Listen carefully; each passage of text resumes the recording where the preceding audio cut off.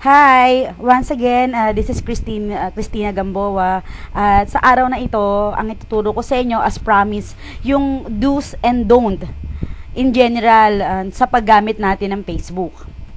Hindi naman ibig sabihin ito na alam ko na lahat ang tungkol sa rules and regulation ng Facebook. Kasi ang Facebook, time to time, binabago, pinapalitan talaga nila yung kanilang rules and regulation para sa kabutihan nga ng mga gumagamit ng Facebook.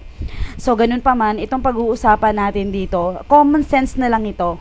As in common sense na talagang lahat tayo maiintindihan natin na ito yung hindi dapat at dapat gawin natin kapag gumagamit tayo ng Facebook, lalo na sa pagpo-posting na ginagawa natin. Okay ba yun? Sige, simulan na natin. Yung una, yung do not post on others' posts. So, ibig sabihin nito, kapag nag-post kasi tayo, post tayong ganyan. Tapos, nakita natin, nag-post yung isa. Ang gagawin natin, magpo-post din tayo. Nag-post siya ng sabon, instead na mag-comment ka, ang gagawin mo, ang i-comment mo, magpo-post ka rin ng paninda mong sabon or ibang business mo. Yung ganon, hindi maganda yon, hindi yon tama. Kung ikaw kaya, may post ka, tapos nag-post sila, anong mararamdaman mo? Tama ba yon? Okay, yung kasunod naman, do not post on others' timeline. Yan. Ito yung timeline, yung personal account natin sa Facebook. Sa timeline, kung mapapansin nyo, dito natin nakikita lahat ng ating personal na ipinopost. Pero yung mga kaibigan natin at kakilala, nakakapag-post din sa sarili nating timeline. Pero supposed to be, dapat hindi natin ginagawa na nagpo-post tayo sa timeline ng iba. Kung tutuusin kasi, yung timeline na yan, parang ganito yan para siyang bahay. Kung yung bahay mo, may pumasok na iba na walang paalam, ano yung mararamdaman mo? Diba, maiinis ka din. Parang ganito, bigyan natin ng magandang example para mas madali nating maintindihan. Kung ikaw, nagbi-business ka ng sabon, pinopromote mo sa mga kaibigan mo online sabon, tapos yung kaibigan mo, nag-post doon sa timeline mo, sa wall mo, ng sabon, ibang brand, ibang company. Makikita rin yun ng mga kaibigan at kakilala mo. Ano ngayon yung sa tingin mong mararamdaman mo? 'Di ba? So, ganun yun. Kaya dapat, do not post on others' timeline. Okay, next. Ito naman, may kinalaman naman to sa pagpo-promote natin ng mga business natin. Sabi dito, make a relationship or connection first before ask for a sale. Yan, halimbawa, nagchat-chat tayo sa friend natin, inad natin yung isang kaibigan natin. Ayan, in-accept tayo. Pag-accept sa'yo, instead na magkamustahan muna kayo, ang gagawin mo, ipapasok mo kagad yung business mo. Yon, ano sa tingin mo? Mapapabili mo kaya yon? Bibili kaya yon sa'yo? Magjo-join kaya yon? Diba? Dapat yan, makipag-friends ka muna sa kanya. Magtanungan muna kayo, buhay-buhay, kamustahan. Ayan. Nang sa ganun, magkakaroon muna siya ng connection. Okay? Doon naman, kasunod niyan yung sa group. Yung sa group, ngayon, magjo-join tayo sa isang group. Halimbawa, simple strategy, nag-join ka, in-accept ka nila. Ngayon, pag-accept sa'yo, tuwan-tuwa ka. Ang ginawa mo ngayon, nag-post ka kagad kung ano man yung iyong ibinebenta, ino-offer na service o business.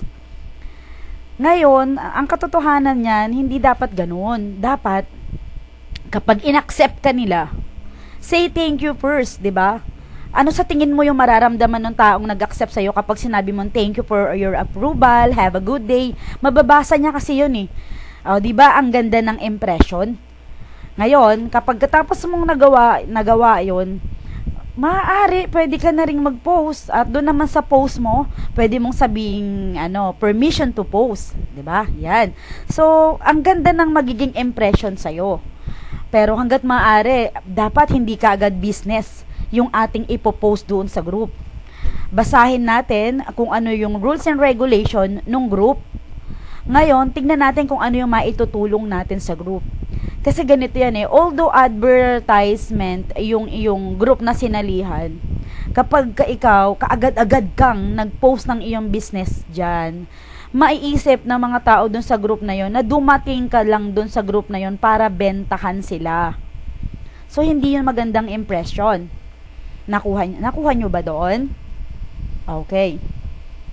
Ngayon, sa pagdating naman sa pagpo-post uli, sabi dito, your post must 4:1 in your timeline. So, ito yung ibig sabihin nun. Halimbawa, sa araw-araw kasi dapat ina-update. Kung tayo online marketer, talagang online marketer, dapat araw-araw ina-update natin yung status natin. Yan, dyan na po sa ating timeline yan. Pagka ngayon nag-post tayo doon, dapat hindi siya palaging business. Puro business yung ating pinopost. Maging tao naman tayo. Paano maging tao? Yun, mag-post naman tayo ng mga picture natin, ng mga bagay na kakaiba, mga bagay na nakakatuwa, mga video. Yan, bago yung ating business. Kasi ang Facebook, katulad ng sinabi ko sa unang video ko, hindi naman yan ginawa talaga para sa business. Ginawa talaga yan para easily to connect to each other, as friends, as family, at yung mga kakilala. Doon talaga yan, pero hindi for business. Kaya maging tao ka naman. Ikaw kaya, yung kaibigan mo, makikita mo wala nang ibang ipinost kung hindi yung kanyang business. Anong mararamdaman mo? 'Di ba? Yung iba, ang ginagawa nila, binablock nila yung kaibigan nila. Kaya, kung ayaw mo mangyari sa'yo yung ganun, huwag puro tungkol sa business ang ipopost mo. Mag-post ka ng iba't ibang bagay na magpapatunay na tao ka. Okay? Yes. Sa kasunod, sa pagpo-post, sabi rito, once a day post in every group. So, dito, ang ibig sabihin lang nito, sa group, kapag ka nagpo-post tayo, isang beses lang, isang araw. Lalo na kung pare-pareho din naman yung pinopost mo. Pero kung halimbawa may 3 business ka, yan, 3. Isa dun sa isang business mo, isa dun sa isang business mo, isa uli dun sa isang business mo. So, yan, basta ang ibig lang sabihin yan, isa lang sa isang business mo. Ngayon, may technique ako dito. Kung halimbawang nag-post ka, tapos kinabukasan magpo-post ka uli, pareho lang din naman yung ipopost mo. Ang pwede mong gawin is pumunta ka dun sa group, sa bandang itaas, hanapin mo yung search, lagay mo dun yung pangalan mo, i-search mo, lalabas yung mga ipinost mo. Ngayon, kung ano yung gusto mong i-post nung araw na yun, pwede mo kang mag-comment doon, kahit up, lagyan mo lang ng up, mapupunta na siya sa itaas o sa unahan. Pwede mo rin gawin yon time to time, kung halimbawa talagang ipinopromote mo yung isang items mo, every 2 hours, i-up mo siya. Kasi, di ba nga, natatabunan siya. Yon, basta ang importante, isang beses lang sa isang araw. Okay, next. Dito, yan, don't fight doon sa mga poster. Do not fight with them. Ibig sabihin, be friendly, maging palakaibigan tayo. Kapag nag-post tayo ngayon at merong mga nag-comment ng hindi maganda, kung kaya nating mga tuwiran ng maayos na pamamaraan na hindi magkakaroon ng tensyon, gawin natin. Pero kung inabot tayo ng init ng ulo, natural naman na nangyayari o nararamdaman yan, pwede mo namang i-delete na lang yung kanyang message. Kasi ikaw naman yung nag-post nun, so nasa iyo yung karapatan kung ano yung gusto mong gawin doon sa mga nagko-comment. So, i-delete mo na lang kung halimbawang sa tingin mo makakasira lang siya doon sa post mo, kaysa naman sa makipagtalo ka pa sa kanya. Okay? Pwede mo rin siyang i-message ng sa PM niya, sa sarili niyang message, para kayong dalawa na lang yung mag-usap o magkaintindihan. Basta ang importante, be friendly, huwag tayong makipag-away. Yan. At yung kasunod dyan, dapat avoid to be tagged as spammer. Yan, iwasan natin na makilala tayo bilang spammer. Paano ba nangyayari yun? Yun nga, halimbawa, hindi naman natin kakilala yung mga tao, nag-friends tayo, na-inad niya tayo, tapos kaagad-agad, i-aano mo siya, i-operan mo kaagad ng business, kaagad-agad. Matatag ka as spammer ng ganun. Lalo na kung hindi mo naman talaga sila personal na kilala. Doon ka una natatag na spammer. Okay? Or nang-i-spam online. Yan. Avoid natin yan para nasa ganon, yung ating credibility online is palaging malinis at maayos. Napakalaga-halaga kasi yan para sa mga online marketer o mga nagbi-business online. Yes. And next, yung huli, give value to the group.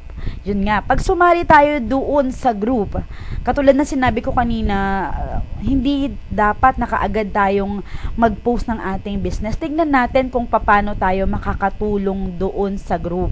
tignan natin kung ano yung mga value, mahalagang bagay na pwede nating i-share na makikinabang silang lahat. Pagka ganon kasi, nakikita nila na ikaw yung isang group na nagbibigay ng value, masasanay sila, matutuwa sila sa mga value na ibinibigay mo. Actually, magugulat ka na lang. Sila ang kusang magpi-PM sa'yo kung ano ba yung ino-offer mo. Magkakaroon ka kasi ng magandang credibility sa paningin nila. Maayos ang magiging tingin nila sa'yo. So, pagkakatiwalaan ka nila.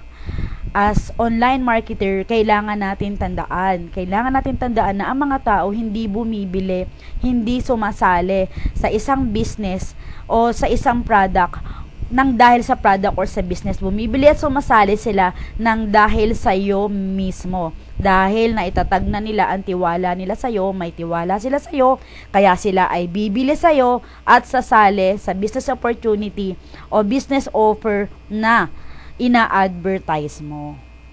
Okay. So, yun lang. As of now, yun yung mga do's and don't na pwede kong i-share sa inyo na magagamit ninyo sa pang-araw-araw na paggamit natin ng Facebook. So, next time, pagka gumawa uli ako, sana mapanood nyo uli. So, as of today, thank you very much. Bye-bye.